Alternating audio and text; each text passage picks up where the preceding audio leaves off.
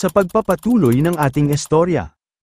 Sa ilalim ng nakakakilabot na dilim ng gabi, sumirit ang malamig na hangin sa larangan ng digmaan, ang Blue Ghost General, na nakakasilaw sa asul na enerhiya, ay nakasakay sa kanyang nagngangalit na kabayo, isa-isa niyang tinutusok ang mga mandirigma gamit ang kanyang nagbabagang sibat. Sa lupa, nakahandusay ang dagwang katawan ni General Zhang, ang pinakamatatag na general ng hukbo, wala ng buhay at binalutan ng kawalan.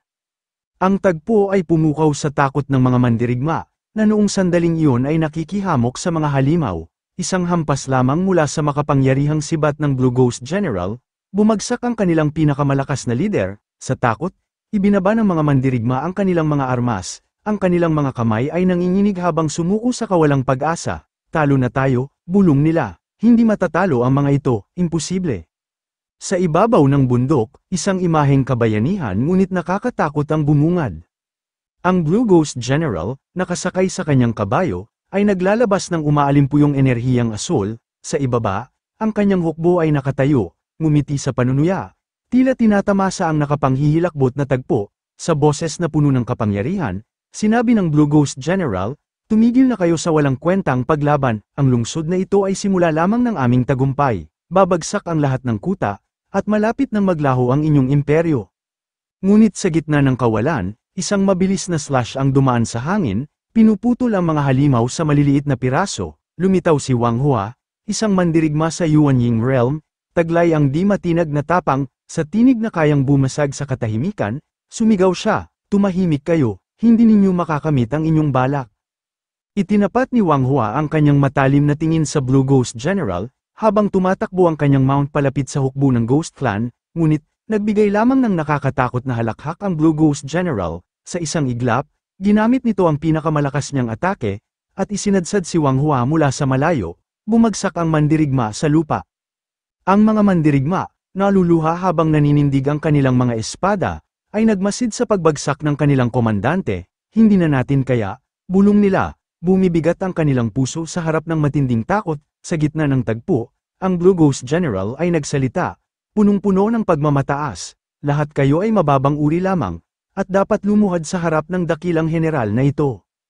Hindi nagpatinag si Wang Hua, kahit duguan, pilit siyang tumayo at itinuring ang bawat salita bilang hamon. "Ako si Wang Hua, ang commander ng Tiger Leopard Cavalry, na itinalaga ng dakilang Emperador Zhou. Ang dangal ng Zhou ay nasa aking mga kamay. Paano ako luluhod sa isang halimaw na tulad mo? Kung gusto mong pumatay, gawin mo, hindi ako natatakot, atake lang." Ang Blue Ghost General, ngumisi, "Napakabuti," sambit niya. "Ay gagrant ko ang iyong hiling, puputulan kita sa pira-piraso, at ang iyong ulo ay isasabit ko sa pinakamataas na tore ng lungsod." Ngunit bago niya magawa ang kanyang balak, ang kalangitan ay biglang nagbukas. Isang napakalaking nilalang ang lumitaw, misteryoso, makapangyarihan, at di maipaliwanag. Ang Blue Ghost General, pati na rin ang kanyang hukbo, ay tumigil sa pagkilos, pinagmasdan ng kaganapan sa matinding pagtataka. "Ano yan?" tanong niya, puno ng pagkabigla. Sa gitna ng kaguluhan, hindi na binigyan ng pagkakataon ng Kunping ang mga nilalang ng Demon Clan, agad nitong sinimulang higupin ang lahat ng halimaw na parang nagngangalit na bagyong may kapangyarihan ng isang vacuum cleaner. Pati ang Ghost Army General ay walang nagawa kundi sumama sa agos.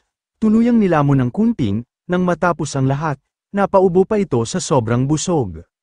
Samantala, nagkatinginan ang mga mandirigma, nagtataka sa kanilang nasaksihan. "Ano yun? Kinain ang buong Ghost Army ng Demon Clan, hindi ito panaginip, tama ba?" tanong ng isa, habol ang hininga sa pagkabigla.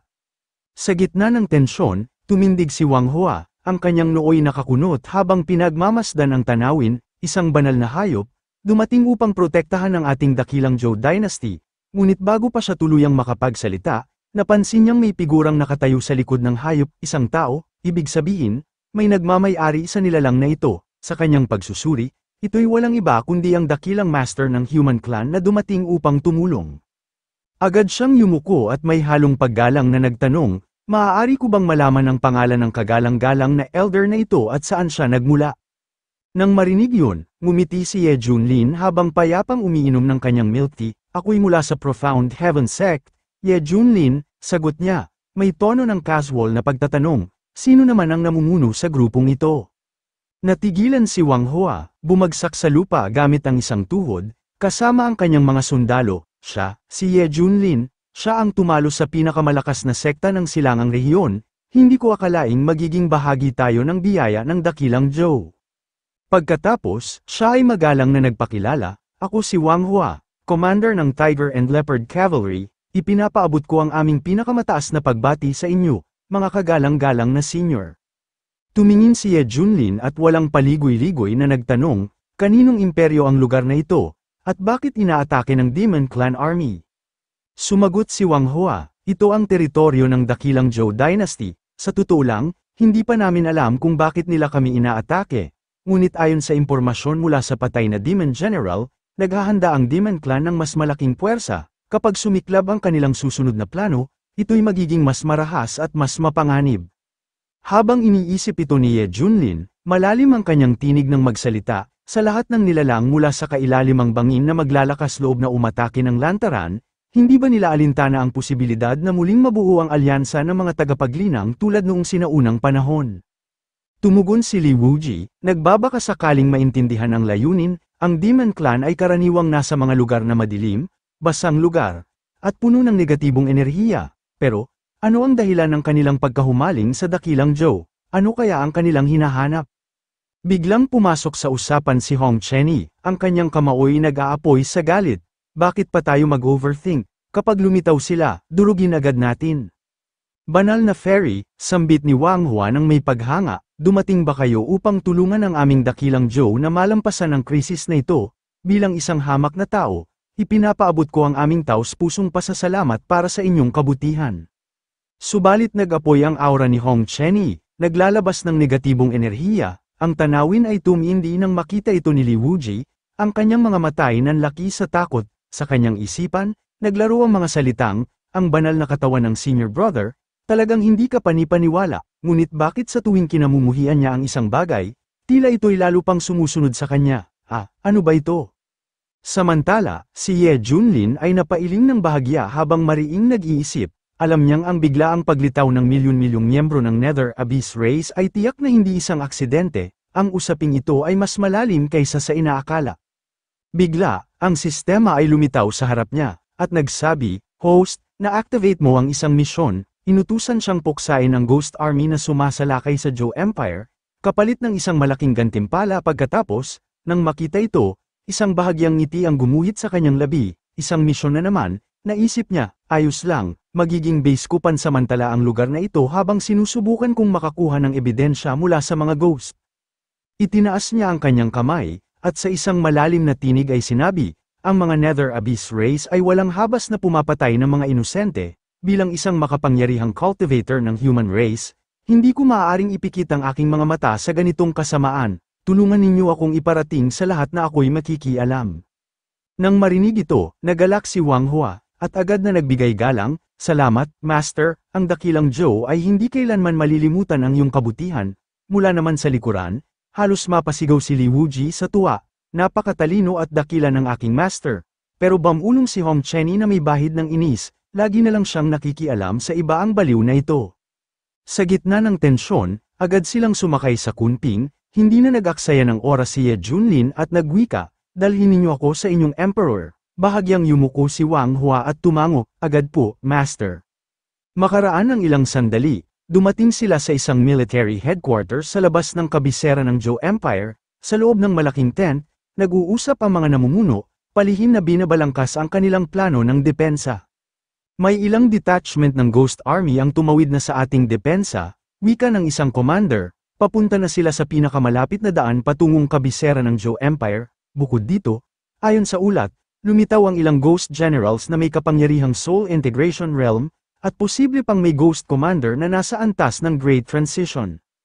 Humugat ng malalim na buntong hininga ang isa pang Commander, bakit bigla silang naging aktibo, ano ang plano nila, mukhang nais nilang sakupin ang ating Imperial Residence, pero bakit, ano ang mahalagang bagay sa Zhou Empire na nakatawag ng kanilang atensyon? Sumagot ang Crown Prince, nakatitig sa mapa habang iniisip ang kasagutan. Naiintindihan ko ang ibig niyong sabihin, sambit niya sa mababang boses, ngunit sa kasamaang palad, wala akong ideya. Isang saglit na katahimikan ng bumalat sa tent, hanggang sa ang isa pang commander ay lumapit sa prinsipe, patawad, Your Highness, kung ako'y naging bastos. Ngumiti ang Crown Prince, may bahid ng kabutihan sa kanyang tinig, huwag kayong mag-alala, sa gitna ng pag-atake ng Ghost Race, dapat nating gawin ang lahat ng makakaya upang lumaban, kung hindi natin kayang protektahan ang kabisera, siguraduhin nating ligtas ang mga sibilyan, hanggat may buhay, may pag-asa. Samantala, isang mandirigma ang dumating ng apurahan, humahangos habang nagsusumbong sa Crown Prince. May bagong balita sa labas, anunsyo nito, nang marinig ng prinsipe, sumiklab ang galit sa kanyang dibdib. Sa kanyang isipan, naglaro ang mga salita, ano na naman, panibagong kalokohan ng mga Ghost Army, sa mga nakaraang araw, walang tigil ang kanilang pag-atake, iniwang hapo at pagod na pagod ang kanyang mga sundalo, na tila hindi na kayang lumaban pa, ang kalaban ay may bilang na 800,000, habang ang kanilang hukbo ay kalahati lamang, 400,000, paano kami mananalo kung ang kalamangan ay nasa kamay ng Ghost Army, tanong niya sa sarili. Sa sandaling yun, isang kakaibang presensya ang lumitaw sa kalangitan, ang kunting, ang mga sundalo ay natigil sa kanilang galaw. Takot na bumalot sa kanilang mukha, ano yang nilalang na yan, bakit may ganitong hayop sa Zhou Empire, bulong nila, halatang may halong pag-aalala. Agad namang nag-utos ang isang general, maghanda, pigilan ang nilalang na yan, ngunit pinigil sila ng prinsipe, sa mahigpit niyang tinig, ipinahayag niya, huwag magpadalos-dalos. Isa itong divine being, ang kunting, bukod pa riyan, kilala ko ang commander sa likod nito, si Wang Hua ng Tiger Leopard Army. Paano nakokontrol ni Wang Hua ang ganitong klaseng divine being? Tanong ng general, tila naguguluhan. Pagkatapos, bumaba si Wang Hua mula sa kunping, nagbigay galang sa kanyang harapan, binabati ko ang inyong majesty. Dinala ko ang master ng divine being na si Ye Junlin upang tulungan ang Zhou Empire laban sa Ghost Army. Nang marinig ng prinsipe ang pangalan, agad siyang nagtaka, tinanong niya si Commander Wang Hua, siya ba ang puting buhok na assassin mula sa Profound Heaven Sect, siya ba talaga ang may-ari ng divine being na ito? Bumitiw ng isang mahinang ngiti si Wang Hua, at tumingin sa prinsipe, bamulong siya, mag-ingat sa mga sasabihin ninyo, ang master ay mabait at hindi tulad ng mga chismis ng mga Maraites. Tahimik na napaisip ang prinsipe bago bumaba ang kanyang tingin, malumanay na nagsalita, ako, na Crown Prince ng Zhou Empire, ay bumabati sa kagalang-galang na Senior Ye.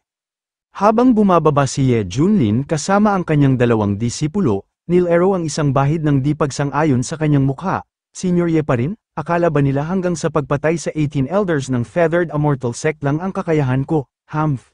Hindi siya makapaniwala sa pagkakakilala ng mga tao sa kanya. Biglang may narinig silang nakakatakot na halakhak mula sa kawalan.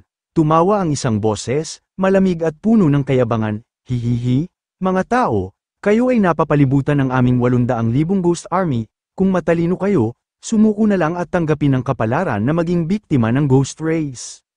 Nang marinig ito, hinugot ng prinsipe ang kanyang espada, ang kanyang galit ay nagngangalit na parang bagyo, ang mga ghost na ito ay masyadong mayabang. Sa eksaktong sandali, lumingon si Ye Junlin, tumingin siya sa kanyang mga disipulo, at sa isang mahinahon ngunit matapang na tinig ay inutusan, tapusin ninyo ang labanan, agad sumang-ayon ang kanyang mga disipulo, walang pag-aalinlangan, at mabilis na lumipad patungo sa gitna ng digmaan. Nang makita sila sa ibaba ng mga mandirigma ng Zhou, nagtanong sila, sinong dalawang gago to? Diretso silang sumugod sa 800,000 kaluluwa, tanga na, nababaliw na ba sila? Meron silang Great Ascension Ghost Commander sa hanay nila. Sa di kalayuan, sinabi ng Red at Blue Ghost na nakakatawa na kailangan pa nilang gumamit ng napakaraming puwersa para sakupin ang human realm na ito. Narinig nila na ang ganitong imperyo ay may suporta ng National Fade, pero kahit ano pa, ang 800,000 laban sa 400,000 ay malaking advantage sa kanila.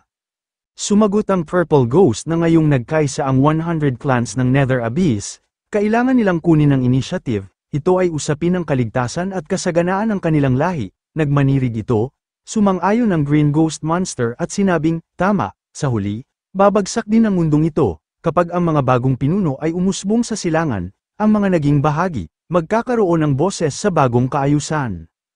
Ang mga Ghost Tribe Demons, nang makita ang mga tao sa harapan nila, ay nagsimulang tumawa at tingnan nyo, mga tao silang cultivator, hey, tahimik lang, baka matakot ang bihag, hayaan nating dahan-dahan silang lumapit. Samantala, sa itaas, tiningnan sila ni Li Wujihang habang itinataas ang kanyang espada sa harap at masayang nagwika, Napakaraming nilalang sa soul integration level na halos hindi mabilang. Noon, wala sana siyang lakas ng loob na harapin sila, pero ngayon, mukhang kaya na niyang lumaban ng magkasabay kasama si Big Brother Hong. Gayunpaman, sinabi ni Li Wuji kay Hong Chenny na hindi gaanong magaling ang kanyang sword skills, kaya ipapakita muna niya ang kanyang kahinaan. Hindi nag-aksaya ng oras si Li Wuji at agad niyang ginamit ang kanyang sword technique, tumakbo ng diretso sa gitna ng hukbo ng mga halimaw at pinagpaputol-putol ang mga ulo nito. Samantala, inutusan ng punong halimaw ang kanyang mga tauhan na hulihin ang human cultivator na yun. Nakita ni Hong Chenny na nagsisimula na silang sumugod, kaya inatake niya sila mula sa malayo gamit ang Golden Crow Flame Arts. Sinubukan ng mga halimaw na labanan ng apoy, pero hindi nila ito mapatay, at dahan-dahan silang tinupok ng apok at namatay. Pagkatapos, sinabi ni Li Wuji kay Hong Chenny na napakalakas talaga ng kanyang kakayahan at hinahangaan niya ito, pero iminungkahi ni Hong Chenny sa kanyang junior na tapusin na nila ito ng mabilis para hindi sila pagtawanan. Kahit pa kumuha ng halimaw na disipulo ang baliw na taong yun, sa aming lahat, ako pa rin ang pinakamalakas. Habang pinapanood ng Crown Prince kasama ang kanyang mga commanders mula sa taas ng kastilyo ang labanan, sinabi nila na napakalakas nito, napagtanto rin ng prinsipe na hindi basta-basta ang disipulo ng White-Haired Slaughtering God, kaya niyang lipulin 500,000 na mga kaaway sa isang iglap. Samantala, ang Green Ghost Demon ay nagngangalit sa galit at nagtanong, sino ba ang dalawang ito? Sumagot ang isa na ghost demon na kulay na lumitaw sila sa napakadelikadong sandali at tila malakas na tagapagtanggol ng Zhou Empire, dapat silang kumilos at puksain ang dalawa, pero sinabi ng kulang yellow na ghost demon na, kahit sino pa sila, walang makakapigil sa plano ng ating lahi, at inutusan ang mga halimaw na atakihin sila. Sa sandaling yun, si Hong Chenny ay lumingon, naghahanda ng kanyang pag-atake at sumugod muli at nagpakawala ng fiery flame mula sa kanyang kamay, pagkatapos, biglang nagbukas ang isang portal ng mga halimaw, at mula rito ay lumabas ang karagdagang kalahating dosenang halimaw. Nang makita ito ni Hong Chenny, siya ay ngumisi at sinabing, may mga kagiliw-giliw na bisita, pero ang lakas ng presensya, ito ay mga commanders sa Great Transition level. Nang makita ng mga commanders ang dalawa, naunawaan nilang nasa problema na sila. Sinabi ng isang halimaw sa mga elders na ang isa sa kanila ay nasa integration level, at ang isa ay nasa early stage ng Great Ascension level, pero naglakas loob pa silang harapin sila. Isang halimaw na may hawak na sibat ay biglang lumapit at nagsabing hindi na kailangang makialam ng kanilang boss, siya lamang, na nasa mid-Great Ascension level, ay kayang durugin ang dalawa ng walang hirap. Nang makita ito, nagpasya si Li Wuji na labanan siya habang ngumsi at sumigaw, "Oh, ganun ba? Sakto. Kailangan ko talaga ng Great Ascension level na dummy para masubukan ang talam ng espada ko." Hindi nakita ng halimaw ang mga hadlang sa harap niya at nagpakawala ng atake, sabay utos na, "Mamatay ka," pero nauna si Li Wuji sa pag-atake. Hinarang ito ng halimaw at sinabing, "Nakakakiliti naman yan, sinusubukan mo ba akong gupitan ng kuko?" Ngunit, sa isang iglap siya ay sumabog. Nang makita ito, ang ibang mga commanders ay napanganga sa gulat at nagwika, "Paano ito nangyari? May paliwanag ba kayo?" Sa parehong sandali, nagulat din ang prinsipe, dahil nakita niyang ang mga disipulo ni Ye Junlin ay pawang malalakas. Sa sandaling yon, ang mga mata ni Li Wuji ay kumikislap habang tumatawa ng malakas at sumigaw, "Talagang nasisiyahan ako." Agad na lumipad para atakihin ang iba pang mga ghost commanders at ipakita ang bago sa kanyang kakayahan, at nagpatuloy sa pagwika, mid-Great Ascension level, putya, parang naghiwa lang ng tokwa. Pagkatapos, isa pang ghost commander na kulay purple, nasa peak ng Great Transition, ang lumabas sa harap niya at sumigaw, "Napatay mo lang ang pangsyam kasi naging kampante siya, akala mo kaya mong harapin kaming lahat, mga kapatid, sabay-sabay tayong umatake, durugin sila hanggang sa maging alikabok." Sa sandaling yon, sabay-sabay na inatake si Li Wuji ng mga ghost commanders para tapusin siya ng tuluyan at hindi na sila guluhin pa. Nang makita ito, biglang nandilim ang mukha ni Li Wuji sa takot at nagwika, "Tila yata nilampasan ko na ang hangganan ko, sa sitwasyong ito, kailangan na niyang gamitin ang Blood of the Mad Demon." Pero, bigla siyang napalingon ng bahagya, nakita niyang tinutulungan siya ni Hong Chenny, at ginamit nito ang Emerald Glass Flame. Hindi inasahan ng mga halimaw ito at nasilo sa apoy ni Hong. Pero isang halimaw ang nakalabas at sumigaw, "Babaeng tao, kukunin ko ang buhay mo." Gamit ang kanyang kapangyarihan, pinalaya niya ang kanyang mga kapatid at nagpatuloy sa pag-atake. Nang makita ito, si Li Wuji ay napanganga at nagwika, ang lakas, karapat-dapat na maging peak of the Great Transition. Nang marinig, tumawa ang isang commander at sumagot, huli na para matakot, dapat kayong mamatay, ikaw at ang mabahong babae na yan. Nang marinig ni Li Wuji ang mga salitang, mabahong babae, siya ay napanganga. Sa parehong sandali, sa likod, biglang nagpakawala si Hong Chenny ng malakas na enerhiya at nagngangalit sa galit. Nang mapansin ito sa likod niya, sinabi ni Li Wuji, Paktay, yari kayong lahat ngayon. Sa sandaling yun, si Hong Chenny ay itinaas ang nagliliyab niyang kamay at naghahanda ng pag-atake, napakunot ang no sa galit at sumigaw, mamatay kayong lahat. Pagkatapos, pinakawalan niya ang kanyang nakakamatay na atake na Soul Devouring Black Flame. Nang makita ito na sila ay inaatake ng kakaibang apoy, nagulat ang mga Ghost Commanders at nagtanong, ano ito?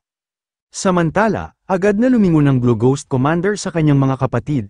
Pagkatapos, ginamit niya ang kanyang sibat para tulungan ang mga ito, pero huli na, tinupok na sila ng atake ni Hong Chenny. Sa sandaling yun, ang Blue Ghost Commander ay napaorong sa mga pangyayari at sinabi, imposible, paano yun nangyari?